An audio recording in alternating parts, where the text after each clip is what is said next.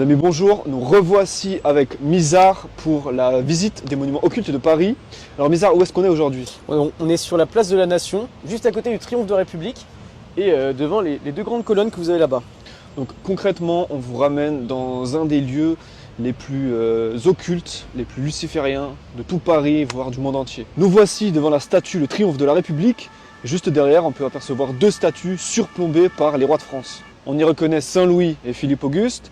Et juste ici, c'est la République représentée par Marianne. Plus concrètement, à l'origine place du Trône en référence à Louis XIV, les deux colonnes derrière ont été installées en 1788 par l'architecte franc-maçon Claude-Nicolas Ledoux, initié à Besançon. Mais en 1792, durant la Révolution, l'année de la proclamation de la Première République, cette place du trône devient la place du trône renversé. Et durant la Grande Terreur de juillet 93 jusqu'en juin 94, cette place accueille la guillotine qui fera plus de 1300 morts. Pour nous les catholiques, c'était un véritable carnage. Plus de la moitié des personnes exécutées par guillotine ont succombé ici, dont les 16 carmélites de Compiègne. Un siècle après la Révolution, c'est la Troisième République qui, à l'occasion du centenaire de cette révolution, commande au sculpteur Jules Dalou cette immense statue qu'il prendra plus de 20 ans à réaliser, le Triomphe de la République, inauguré le 14 juillet 1899. On y reconnaît Marianne, la République, entourée des allégories du travail, de l'abondance, de la justice, mais aussi de l'équité, de l'éducation et de la richesse, mais surtout du génie de la liberté, qui est le même que sur la colonne de juillet à la Bastille, une image de Lucifer. Le socle sur lequel se tient Marianne est évidemment entouré de grands symboles francs-maçons,